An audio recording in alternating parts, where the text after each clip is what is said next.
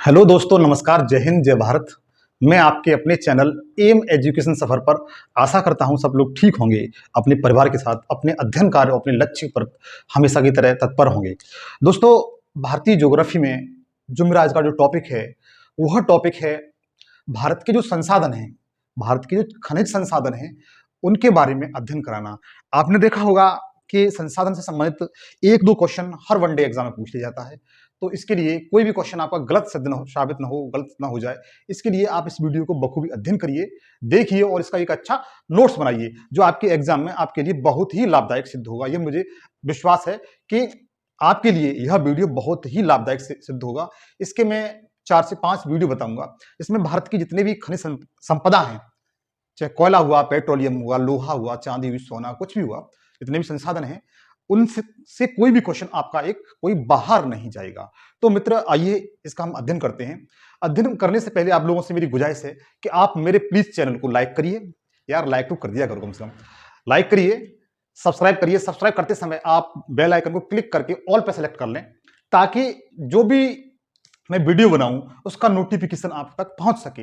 ये मेरी आपसे स्पेशल और पर्सनल गुजारिश है मित्र। और प्यारा सा एक कमेंट्स मित्र जरूर कर दिया करिए, ताकि हालांकि कमेंट से एक मोटिवेशन हम लोगों को मिलता है और कुछ नहीं। तो आइए हम इसका अध्ययन करते हैं। तो सबसे पहले जो खनिज संसाधन है, पहले मैं आपको यह बताऊंगा संसाधन कहते किसे हैं। संसाधन कहते किसे हैं? संसाधन का मतलब यह होता है वो साधन जिनसे व्यक्ति को लाभ होता है। यद्यपि व्यक्ति मनुष्य भी एक संसाधन है। जैसे आपने देखा होगा, पृथ्वी है, पृथ्वी के चारों तरफ जो भी आपको दिखाई दे रहा है, एक साधारण सी भाषा में कहें कि जो पृथ्वी होती है, पृथ्वी की जो वायुमंडल है जिसमें आप निवास करते हो, इसमें जो भी चीजें आपको दिखाई दे रही हैं वह एक संसाधन है, वह हर चीज संसाधन है। जैसे सूर्य का प्रकाश है, सूर्य का प्रकाश को आप किस रूप में यूज करते हो, किस रूप में प्रयोग करते हो? बहुत से क्या करते हैं, सोलर लैंप लगा लेते हैं, सोलर पैनल लगा लेते हैं, उसके द्वारा उसको कलेक्शन करके, प्रकाश को कलेक्शन करके विद्युत उत्पादन कर देते हैं। तो सूर्य का प्रकाश क्या हुआ? एक साधन हुआ। मोबाइल क्या एक साधन है। खनिज संपदा क्या है? एक साधन है। पर्वत, जल, धूप, वायु और पृथ्वी पर जो भी चीज आप देख रहे हैं, चाहे वो गाड़ियां हुई, फोन हुए, जो भी चीज आप देख रहे हैं, घर मकान से लेकर के यहां तक कि मनुष्य भी अपने आप में एक साधन है। बस शर्त यही है इसमें कि मनुष्य है वह सामने वाली जो चीज है, वस्तु है, उसको किस तरह से यूज करता है। जैसे कोई पत्थर है, पत्थर पड़ा हुआ है, बेकार है, लेकिन उसमें किस तरीके से मनुष्य टेक्निक लगाए, किस तरीके से अपनी टेक्नोलॉजी लगाए जिससे उसका यूज किया जा सके। पत्थर को उठाया, अपने घर के तोड़ करके उसको जमीन के अंदर लगा दिया और ऊपर से फर्श कर दिया, तो फर्श से काम आ गया। तो वो क्या हुआ? एक संसाधन हुआ मित्र। क्या हुआ? संसाधन हुआ। तो आप एक साधारण सी भाषा में लिख सकते हैं। पहले संसाधन के बारे में बताऊंगा मैं।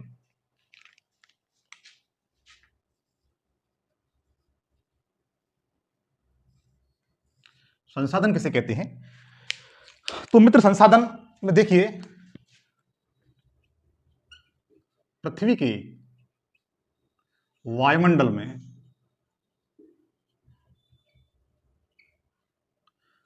जो वस्तुएं हैं,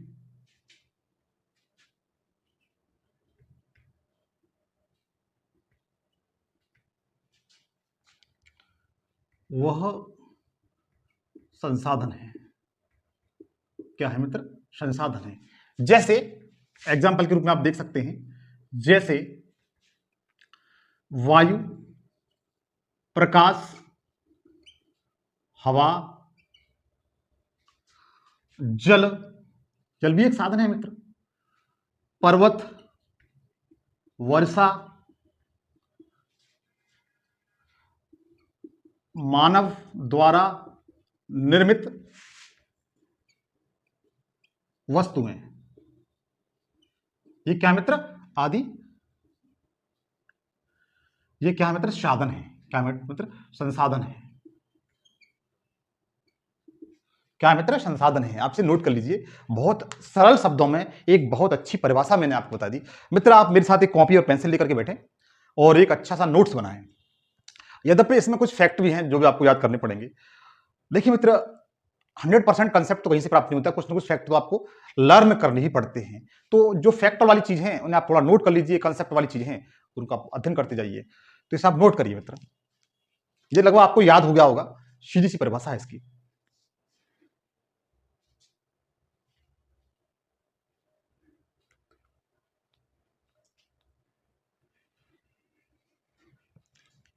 अब मैं बताऊंगा आपको खनिज क्या होते हैं।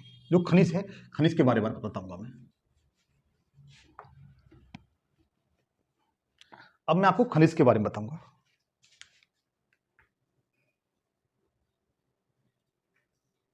अभी मैं आपको ये नहीं बता रहा हूं कि भारत में खनिज कहां पाए जाते हैं, वो बताऊंगा। पहले इनके बारे में एक बेस बता रहा हूं मैं।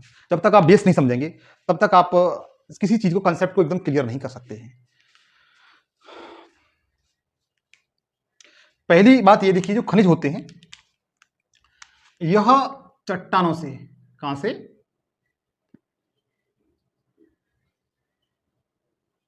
खोद कर निकाले जाते हैं। खोद कर निकाले जाते हैं। क्या होता है मित्र, जो खनिज होते हैं, पहली बात तो यह है कि यह चट्टानों से निकाले जाते हैं। यह, अब इसमें देखिए खनिजों में ये तत्व भी हो सकते हैं, यौगिक भी हो सकते हैं।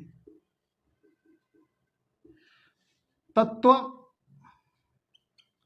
प्लस यौगिक का मिश्रण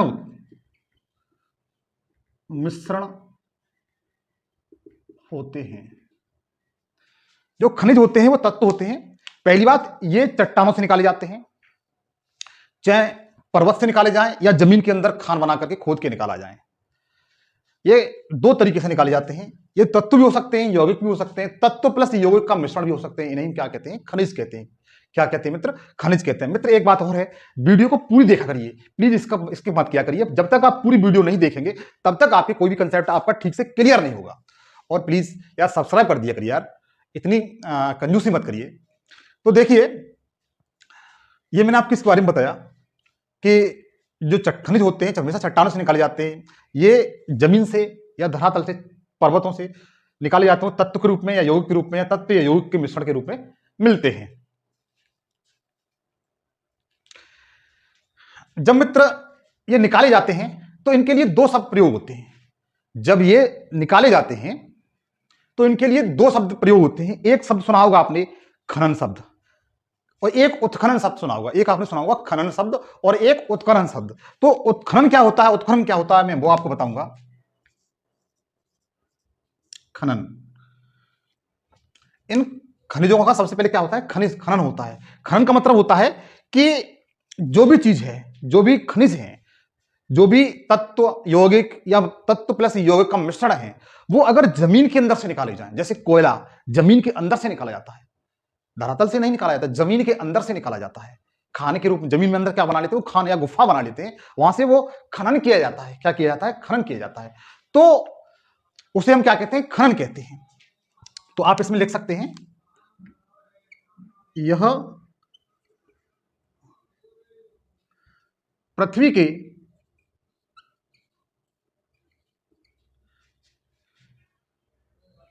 धरातल को खोदकर,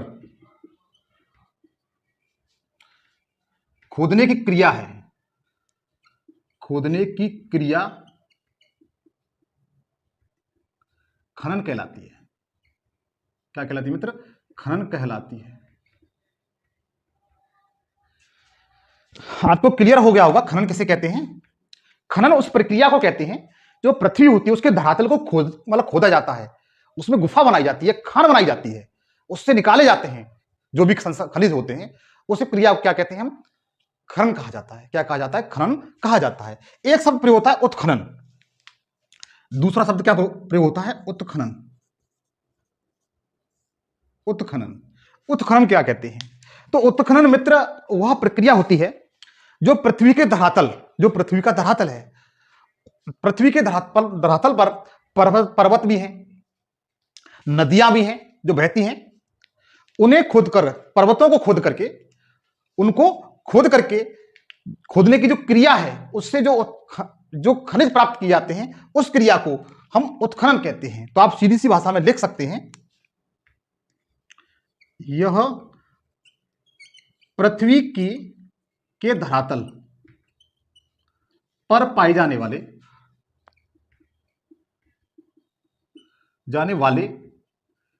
पर्वत, नदी आदि को खोदकर खनिज प्राप्त करने की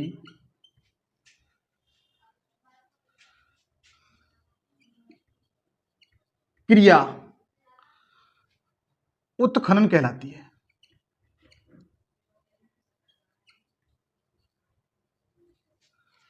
क्या कहलाती है मित्र? उत्खनन कहलाती है। यह पृथ्वी के धरातल पर पाए जाने वाले पर्वत को यदि हम खोदते हैं, उसमें जो भी खनिज प्राप्त होते हैं, उस क्रिया को क्या कहते हैं? उत्खनन कहा जाता है। क्या कहा जाता है मित्र? उत्खनन कहा जाता है। तो आप नोट करिए मित्र इसको थोड़ा फास्ट।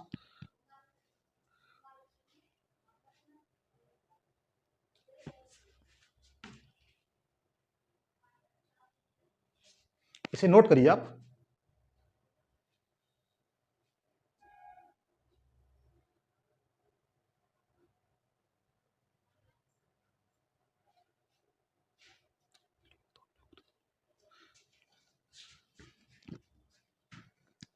नोट कर लिया होगा मित्र। अब देखिए, जो खनिज होते हैं वो दो प्रकार के होते हैं। जो भी खनिज होते हैं वो दो प्रकार के खनिज होते हैं। जो भी खनिज होते हैं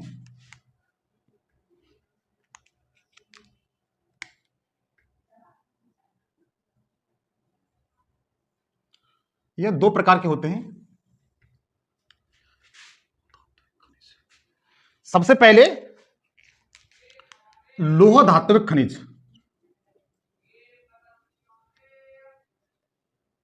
लोह धात्विक खनिज। दूसरे अलोह धात्विक खनिज। मतलब खनिज है, खनिज संपदा है, वो दो प्रकार की है। एक तो लोह धात्विक खनिज होती है। लोह धात्विक खनिज उसे कहते हैं जिसमें लोहा होता है, लोह अयस्क उसमें पाए जाते हैं, उसे लोह धात्विक खनिज कहा जाता है। और अलोह धात्विक खनिज उसे कहा जाता है जिसमें लोहे के अयस्क नहीं पाए जाते। जिसमें लोहे के अयस्क नहीं पाए जाते उसको अलोह धात्विक खनिज कहा जाता है। फिर समझिए, यह जो खनिज होते हैं दो प्रकार के होते हैं। एक तो लोह धात्विक खनिज होते हैं। लोह धात्विक खनिज उन्हें कहा जाता है जिनमें लोहे के अयस्क की मात्रा पाई जाती है। और दूसरा वह अधात्विक खनिज जिसमें लोहे की अयस्क की मात्रा नहीं पाई जाती है, उसे अलोह धात्विक खनिज कहा जाता है। तो आप नोट कर सकते हैं इसमें, यह इसकी परिभाषा है। आप सीधी परिभाषा इसमें नोट कर सकते हैं, इस बात पॉइंट को नोट कर सकते हैं, जिसमें लोह अयस्क पाए जाते हैं। जिसमें लोह अयस्क पाए जाते हैं। इधर आप नोट कर सकते हैं, ये करके दिखाओ।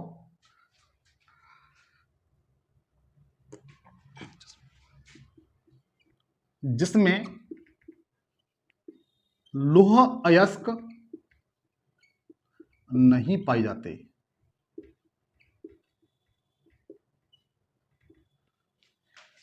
ये इसका डिफरेंस हुआ। ये इसका डिफरेंस हुआ।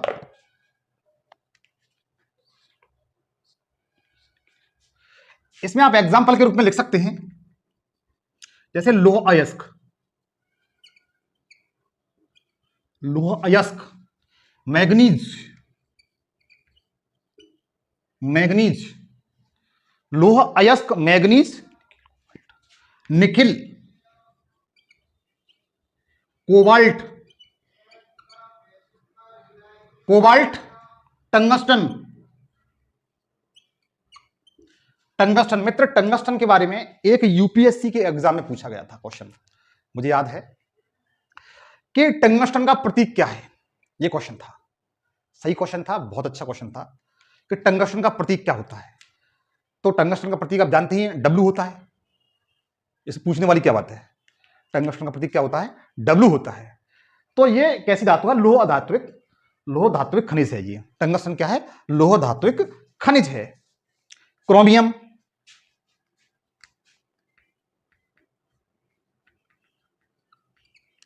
एक्सेट्रा आदि। मतलब ये इनमें और भी अन्य होते हैं, और भी अन्य होते हैं, वो आप विज्ञान में पढ़ेंगे, लेकिन कुछ एग्जाम्पल यहां पर मैंने आपको सामने पेश किए हैं। जबकि अलोह धातुक तत्व में आपने देखा होगा, जैसे कॉपर हुआ, कॉपर मतलब तांबा, तांबा, सोना, चांदी, सोना, चांदी, प्लेटिनम, बॉक्साइड, ये क्या है? अलोह धात्विक खनिज हैं। और लिख लीजिए टिन आदि, ये अधात्विक खनिज हैं। मित्र, जो लोह धात्विक खनिज होते हैं, इनको अगर पीटा जाता है तो ये अपने आकार में परिवर्तन कर लेते हैं। जैसे लोहा, लोहा को पीट करके आप चद्दर बना सकते हैं। जबकि दूसरे प्रकार के जो अलोह धात्विक खनिज होते हैं, उनको पीटा नहीं जाता है। अगर पीटा जाता तो टूट जाते हैं। क्या हो जाते हैं? टूट जाते हैं। तो आप इनको नोट करिए थोड़ा फास्ट।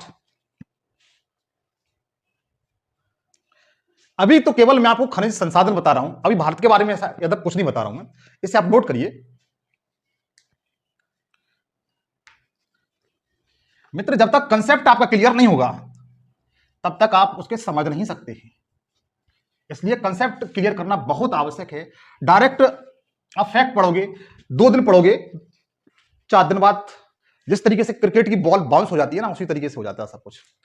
इसलिए कंसेप्ट बना करके पढ़ना, उसका बेहतरीन एक नोट्स तैयार करना, हर 8 दिन में, 15 दिन में उसका रिवीजन करना, यह बहुत आवश्यक होता है। तुमने देखा होगा क्रिकेट में अक्सर लोग प्रैक्टिस करते रहते हैं। क्या करते रहते हैं? प्रैक्टिस करते रहते हैं। क्यों करते रहते हैं? इसलिए करते रहते हैं कि उनका भी इसी तरीके से स्टूडेंट की लाइफ होती है। इस समय आप क्या कर रहे हैं? प्रैक्टिस कर रहे हैं। मैच तो आपको आगे खेलना है एग्जाम में। यदि आप जितने अच्छे छक्का लगा लोगे, आप उतना ही अच्छा स्कोर खड़ा कर पाओगे और उतना ही अच्छा आप एग्जाम क्वालिफाई कर पाओगे। इसलिए मेहनत करते रहना मित्र बहुत आवश्यक है। तो देखिएगा, अब मैं बताऊंगा खनिजों का जो वितरण है। क्या है? खनिजों का वितरण है वो किस तरीके से है, कौन कौन सी चट्टान में कौन कौन से खनिज पाए जाते हैं, कहां कहां पाए जाते हैं, कैसे कैसे पाए जाते हैं, इनके बारे में मैं आपको बताऊंगा। तो आप हेडिंग बनाइए, खनिजों का वितरण।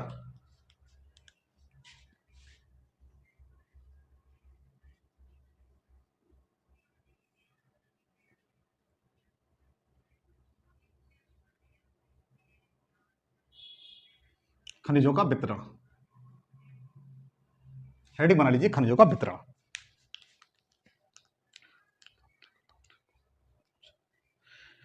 खनिज होते हैं मित्र, वो 3 प्रकार के होते हैं। मैं तीनों प्रकार के बताऊंगा। जो खनिज हैं वो 3 प्रकार के होते हैं। आप नोट करते जाएंगे, इंपोर्टेंट है एग्जाम की दृष्टि से। सबसे पहले होते हैं धात्विक खनिज। कौन से होते हैं? धात्विक खनिज। धात्विक खनिज। दूसरा नंबर पर अधात्विक खनिज। तीसरा होता है ऊर्जा, ऊर्जा खनिज। जो ऊर्जा, जिससे ऊर्जा मिलती है, जिससे क्या मिलती है? ऊर्जा मिलती है। तो धात्विक खनिज, अधात्विक खनिज और ऊर्जा खनिज। खनिजों को कितने भागों में बांट दिया गया है? 3 भागों में बांट दिया गया है। एक तो धात्विक खनिज होते हैं, अधात्विक खनिज होते हैं और ऊर्जा खनिज होते हैं। धात्विक खनिज कौन से होते हैं, अधात्विक खनिज कौन से होते हैं, वो आपको मैं बताऊंगा। धात्विक खनिज वो होते हैं, धात्विक खनिज वो होते हैं इनसे धातुएं प्राप्त होती हैं। क्या प्राप्त होती हैं? धातुएं प्राप्त होती हैं। और इनको पीट करके कोई नई चीज बनाई जा सकती है, कोई नई वस्तु बनाई जा सकती है। तो पहला जो धात्विक खनिज है उसमें आप लिख लें, इसके आप 3 भाग इस तरीके से कर लें मित्र।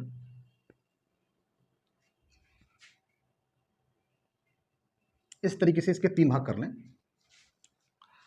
सबसे पहले आप इसे धात्विक खनिज में लिखें कि वह खनिज जिससे धातुएं प्राप्त होती हैं। क्या प्राप्त होती हैं? धातुएं प्राप्त होती हैं।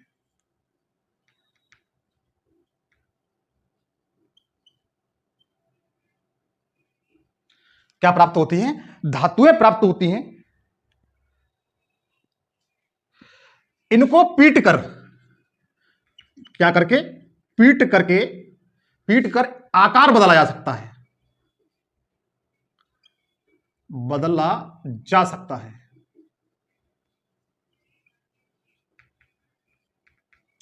क्या होता है मित्र? धातु खनिजों को अगर पीटेंगे, पीट करके उनके आकार में आप चेंजिंग कर सकते हैं, एक वस्तु से दूसरी वस्तु बना सकते हैं। जैसे लोहा होता है, लोहा से अनेक संसाधन बनाए जा सकते हैं, वाहन बनाए जा सकते हैं, मोटरसाइकिल बनाई जा सकती है। एग्जाम्पल के रूप में आप लिख सकते हैं लोहा। लोहा एग्जाम्पल के रूप में क्या लिख सकते हैं? लोहा, टंगस्टन, निकिल आदि एग्जाम्पल के रूप में आप ऐसे लिख सकते हैं। दूसरा नंबर जो इंपॉर्टेंट फैक्ट है वो मित्र बताने जा रहा हूं, जिसे आप याद रखना कि जो धात्विक खनिज होते हैं ये मोस्टली आग्नेय चट्टानों में पाए जाते हैं।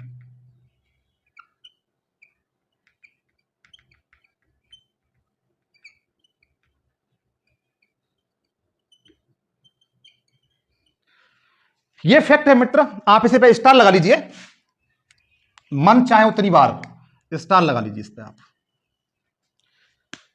क्वेश्चन पूछा जाता है धात्विक खनिज होते हैं वह निम्न में से किस प्रकार की चट्टानों पाए जाते हैं? तो इसका आंसर क्या मित्र आप बताएंगे कि यह आग्नेय प्रकार की चट्टानें होती हैं उसमें पाए जाते हैं। किस प्रकार की? जो धारवाड़ क्रम की आग्नेय चट्टानें होती हैं उनमें ये पाए जाते हैं। आग्नेय चट्टान मित्र क्या होती हैं? सूर्य से जब पृथ्वी अलग हुई थी उसके बाद वो धीमे धीमे ठंडी हुई, जो पहली पृथ्वी पर चट्टानों का निर्माण हुआ, जो पहली पृथ्वी के ठंडा होने के जस्ट बाद, पृथ्वी के ठंडा होने के जस्ट बाद जिस प्रकार की चट्टानों का निर्माण हुआ उन्हें प्राथमिक चट्टान या आग्नेय चट्टान कहते हैं। उन्हीं चट्टानों में धात्विक खनिज पाए जाते हैं। क्या पाए जाते हैं मित्र? धात्विक खनिज पाए जाते हैं। आपने देखा होगा जो दक्षिण भारत का प्रायद्वीप भारत है वह आग्नेय चट्टानों से निर्मित है, इसलिए जितने भी संसाधन हैं, आपने देखा होगा जितने भी संसाधन हैं वो मोस्टली प्रायद्वीपी भारत पर ही पाए जाते हैं। प्रायद्वीपी भारत का एक छोटा सा टुकड़ा है, छोटा नागपुर का पठार, जिसे भारत का रूर प्रदेश भी कहते हैं, भारत का खनिज हृदय भी उसे कहा जाता है। तो मित्र जो धात्विक खनिज होती हैं वो मोस्टली आग्नेय या प्राथमिक चट्टानों में ही ये पाए जाते हैं। यह आग्नेय चट्टानें हैं वो किस प्रकार की चट्टान है मित्र? धारवाड़ क्रम की चट्टान है, की चट्टानें। सीधी सी बात है मित्र, बहुत सीधी और सरल भाषा में बात है।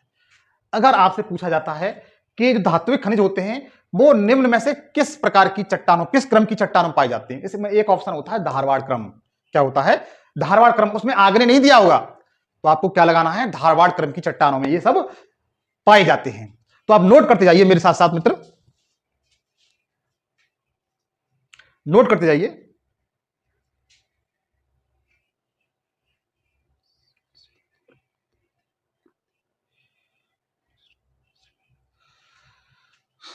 देखिए, अब देखिए अधात्विक खनिजों में, देखिए अधात्विक खनिजों में मित्र इनसे भी आप लिखते जाइए मेरे साथ साथ, धातुएं प्राप्त होती हैं।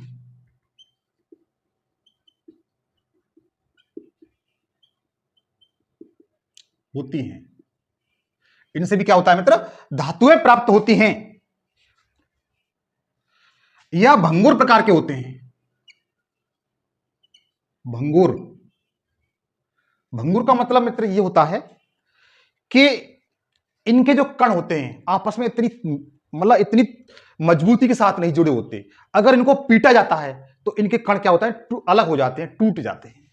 तो ये भंगुर प्रकार के होते हैं।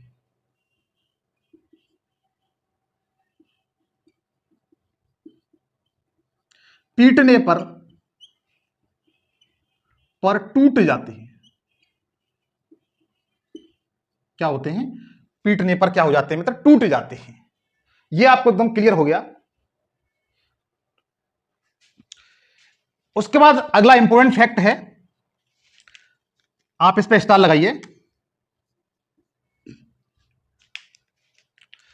यह अवसादी चट्टानों में पाए जाते हैं।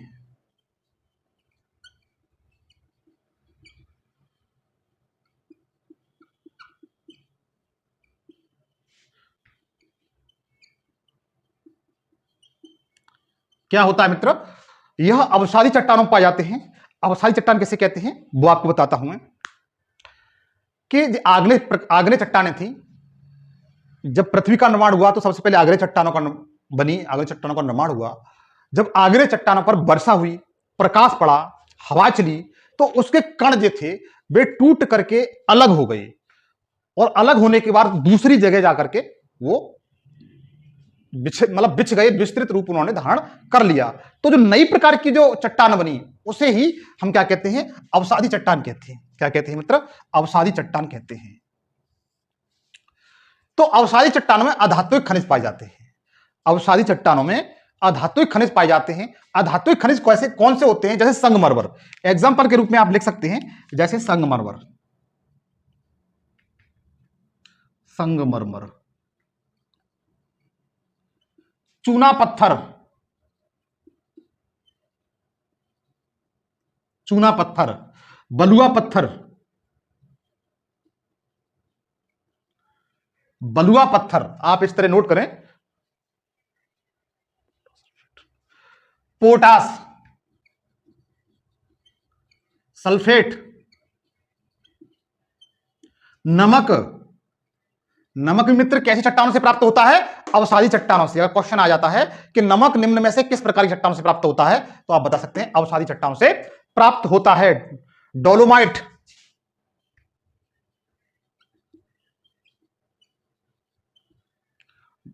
डोलोमाइट, जिप्सम आदि, ये इसके उदाहरण हैं मित्र, ये इसके उदाहरण हैं, ये इसके उदाहरण हैं। आप इसे नोट करते जाइए।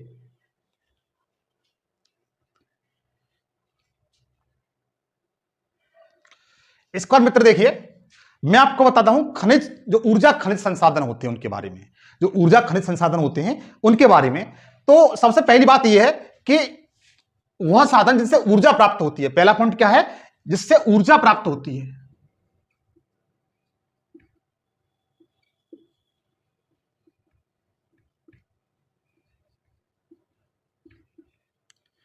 क्या होता है मित्र, ऊर्जा प्राप्त होती है। दूसरा पॉइंट महत्वपूर्ण है, यह अवसादी चट्टानों पाई जाती हैं।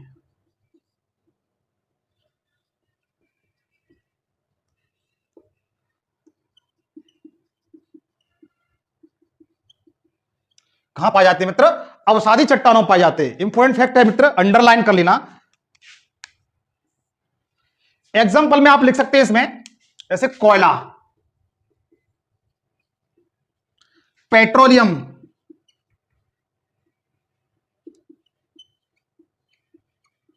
पेट्रोलियम, प्राकृतिक गैस, प्राकृतिक गैस जिससे हमें ऊर्जा प्राप्त होती है।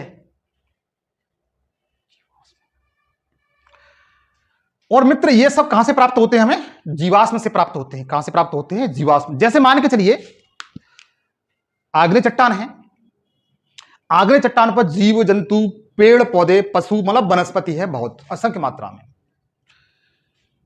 प्राकृतिक आपदा के कारण जैसे आंधी आ गई, तेज बरसात हुई, मतलब मेरा यह है कि आग्नेय चट्टानों का अपक्षय और अपर्दन हो रहा हुआ। अपक्षय कहते हैं चट्टान का टूटना, अपर्दन कहते हैं टूट करके दूसरी स्थान पर जा गिरना और वहां पर इकट्ठा हो जाना। जब इकट्ठे होते हैं तो वहां पर जो भी जीव जंतु वनस्पति होते हैं उनको दबा लेते हैं। दबने के बाद वो उसके अंदर सड़ गल जाते हैं। ऐसा होने के लिए लाखों वर्ष लगते हैं मित्र।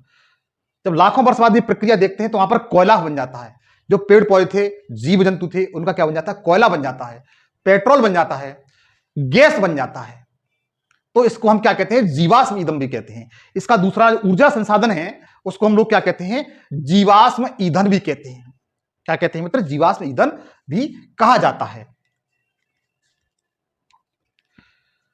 इनमें मोस्टली और भी चीज आती हैं, जैसे आणविक ईंधन होते हैं कुछ। कौन सी ईंधन, आणविक ईंधन।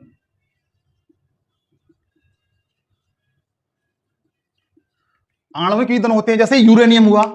क्या हुआ मित्र, यूरेनियम हुआ। थोरियम हुआ, लिथियम हुआ, ये क्या है मित्र? आणविक ईंधन है। ईंधन है, ये भी क्या देते हैं हमको? ऊर्जा देते हैं। क्या देते हैं मित्र? ऊर्जा देते हैं। लेकिन इनकी विशेषता मित्र क्या होती है? आणविक ईंधन की विशेषता मित्र क्या होती है? अगर आपको दिखाई नहीं दे रहा है तो मैं बोल रहा हूं, जो आणविक ईंधन होते हैं वह आग्नेय प्रकार की चट्टानों से ही प्राप्त होते हैं। आप लोग बखूबी याद रखिए, महत्वपूर्ण क्वेश्चन है। जो आणविक ईंधन होते हैं जैसे यूरेनियम, थोरियम, पोटेशियम, लिथियम, ये जो ईंधन है जिनसे ऊर्जा प्राप्त होती है, आणविक ईंधन, ये हमेशा आग्नेय चट्टानों में या प्राथमिक चट्टानों में ही प्राप्त होते हैं।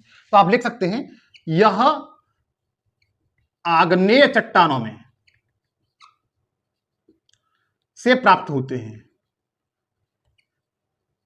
अगर दिखाई नहीं दे रहा है तो आप नोट कर लीजिए कि जो आणविक ईंधन होते हैं वो हमेशा आग्नेय चट्टान से प्राप्त होते हैं, जबकि और जो साधन, ऊर्जा के साधन है, वो अवसादी चट्टानों से प्राप्त होते हैं। आप इसका स्क्रीनशॉट ले लीजिए मित्र फास्ट। अब मैं बताऊंगा आपको कि भारत में, अब हम लोग भारत में आ जाते हैं। कहां जाते हैं भाई? भारत के मूल निवासी हैं, भारत के मूल निवासी हैं, तो हम लोग भारत में आते हैं कि भारत में खनिजों का संसाधन, खनिज संसाधन है उनका वितरण किस तरीके से है, उनके बारे में आपको बताऊंगा। आपने नोट कर लिया होगा, स्क्रीनशॉट ले लीजिए मित्र।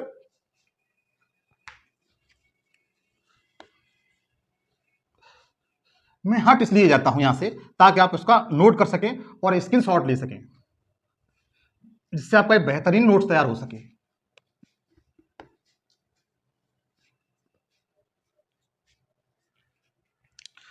देखिए मित्र, मैं जो अब बताने जा रहा हूं वह आपको यह बता रहा हूं कि भारत में खनिजों का वितरण,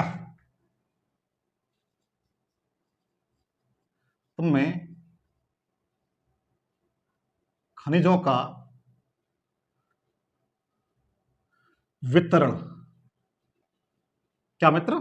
डिस्ट्रीब्यूशन, वितरण, भारत में खनिजों का वितरण। एक बात मित्र आपको बता चुका हूं मैं कि ये जो संसाधन होते हैं, खनिज होते हैं, मोस्टली वह आग्नेय और अवसादी चट्टानों में पाए जाते हैं। भारत में देखा होगा आपने, जो साउथ इंडिया है, आप यदि देखेंगे कि जो नर्मदा नदी है, सतपुड़ा विंध्याचल वाला क्षेत्र है,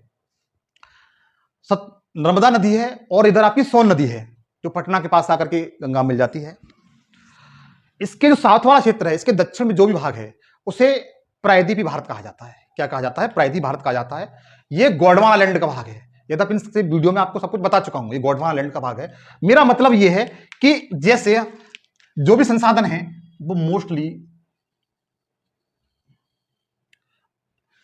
आपके प्रायद्वीपी भारत में पाए जाते हैं। कहां पाए जाते हैं? प्रायद्वीपी भारत में। ये नर्मदा नदी है और ये आपकी सोन नदी है।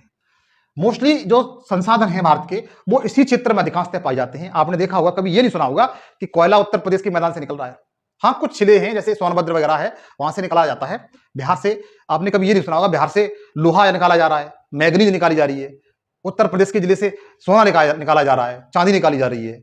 ऐसा आपने कभी बहुत कम सुना होगा, बहुत कम मात्रा में सुना होगा आपने। ये सब चीजें कहां पाई जाती हैं? जो गोंडवाना लैंड का भाग है, जिसे प्रायद्वीपी भारत कहते हैं, प्रायद्वीपी भारत कहते हैं, गोंडवाना लैंड का भाग है, उसमें ये पाया जाता है। भारत में इसका वितरण मोस्टली 5 बेल्टों में मिलता है।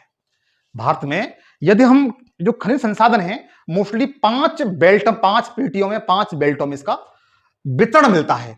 तो आप देखिए, हम सबसे पहले भारत का मैप बनाते हैं। आप भी मेरे साथ भारत का मैप बना लीजिए ताकि आप इसको ठीक तरीके से समझ सकें।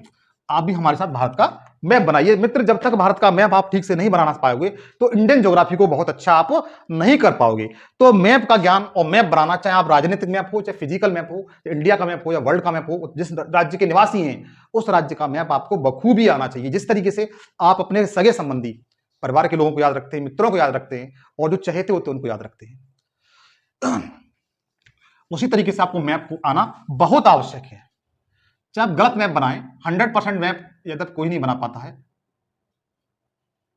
आप मैप बनाइए मेरे साथ।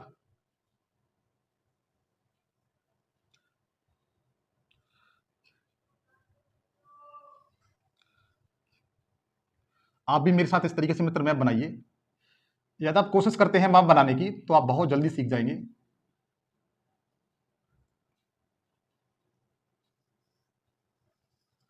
देखिए ये भारत का लगभग मैंने मैप बना दिया, आप भी इसी तरीके से बनाइए। मैंने आपको बताया कि भारत में 5 पेटियों में, 5 बेल्टों में जो खनिज संसाधन हैं वह पाए जाते हैं। तो 5 बेल्ट कौन कौन सी हैं वो लिखिए। 5 बेल्ट कौन कौन सी हैं वो लिखिए। सबसे पहले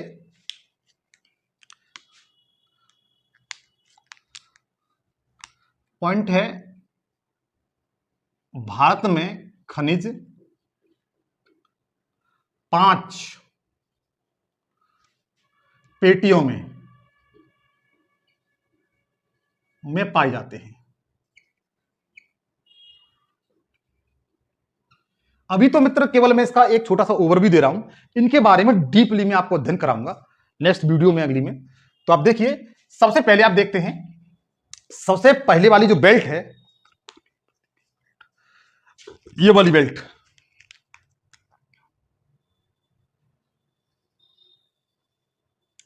ये नंबर 1, इसको क्या कहते हैं? उत्तर पूर्वी प्रायद्वीपीय बेल्ट। ये कौन सी है नंबर 1 पर? उत्तर पूर्वी प्रायद्वीपीय बेल्ट। उत्तर पूर्वी प्रायद्वीपीय पेटी या बेल्ट, उत्तर पूर्वी प्रायद्वीपीय बेल्ट। इसमें मोस्टली जो आता है वह छोटा नागपुर, कौन सा? छोटा नागपुर का पठार आता है। क्या आता है? छोटा नागपुर का पठार। इसमें मित्र छोटा नागपुर का पठार,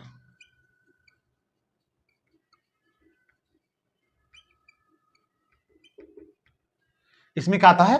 छोटा नागपुर का पठार है। और छोटा नागपुर का पठार कहां पर विस्तृत है? इसका विस्तार कहां पर है मित्र? झारखंड। आप लोगों से गुजारिश है मित्र, सब्सक्राइब करने के लिए नहीं कह रहा हूं, आप जिस रूम में स्टडी करते हो वहां अपने हाथ से, किससे? अपने हाथ से भारत का मैप बना करके उसमें प्रत्येक राज्य को अपने हाथ से बनाएंगे आप। ऐसा कम से कम आप 5 से 10 बार करेंगे तो आपको भारत में जितने भी राज्य हैं बखूबी याद हो जाएंगे, उनकी सीमा याद हो जाएंगी। क्या याद हो जाएगी? उनकी सीमा याद हो जाएंगी। तो इसमें कौन सा? छोटा नागपुर के पठार पर क्या आता है? झारखंड आता है, उड़ीसा आता है, पश्चिम बंगाल आता है, के साथ साथ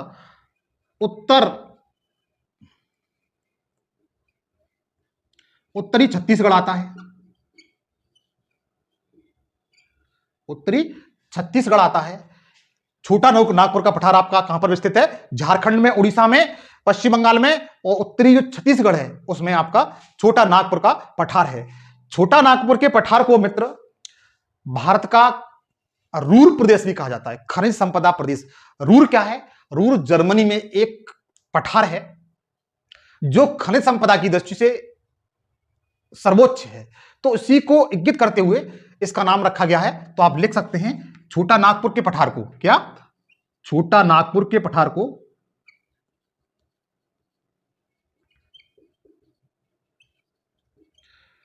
भारत का खनिज रूर कहते हैं। रूर या खनिज हृदय कहा जाता है।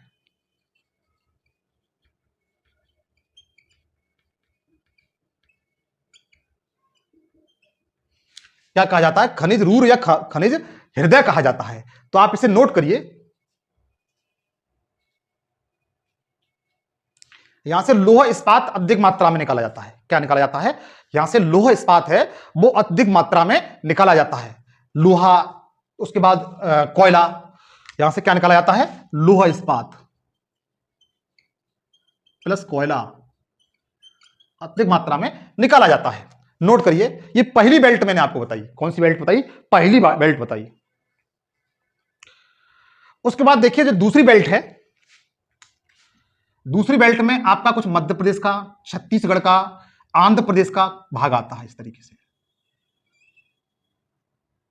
तेलंगाना का ये आपका भाग आता है। ये दूसरी बेल्ट है। कौन सी बेल्ट है? दूसरी बेल्ट है। इसे मध्य पेटी कहा जाता है। क्या कहा जाता है? इसे मध्य पेटी कहा जाता है। ये आपने नोट कर लिया होगा।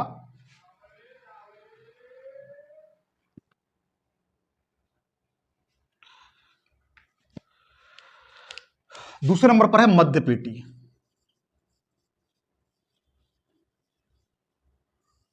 मध्य पेटी, मध्य पेटी में मित्र सबसे पहले मध्य प्रदेश लिख लीजिए आप। मध्य प्रदेश, आंध्र प्रदेश, तेलंगाना, तेलंगाना, छत्तीसगढ़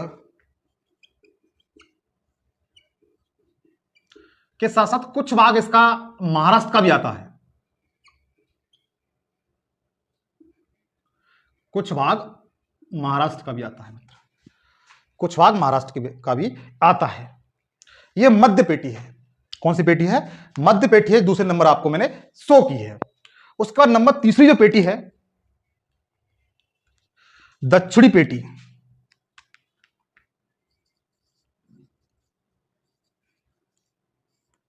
दक्षिणी पेटी, साउथ बेल्ट। इसमें मित्र तमिलनाडु और कर्नाटक वाला क्षेत्र आता है। कौन सा? तमिलनाडु, कर्नाटक वाला क्षेत्र आता है। तमिलनाडु और कर्नाटक वाला क्षेत्र, ये तीसरी बेल्ट है।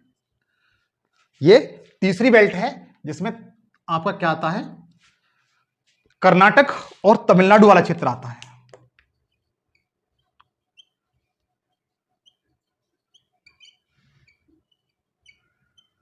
अभी तो मित्र आपको एक छोटा सा ओवरव्यू मित्र बता रहा हूं।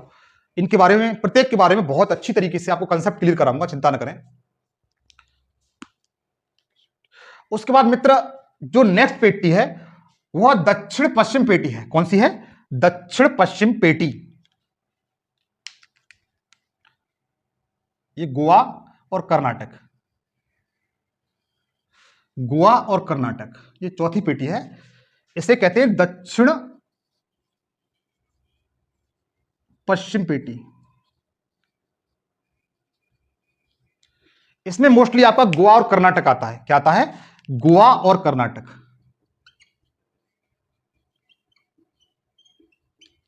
इसमें क्या आता है मित्र? गोवा और कर्नाटक। और पांचवी लास्ट पेटी है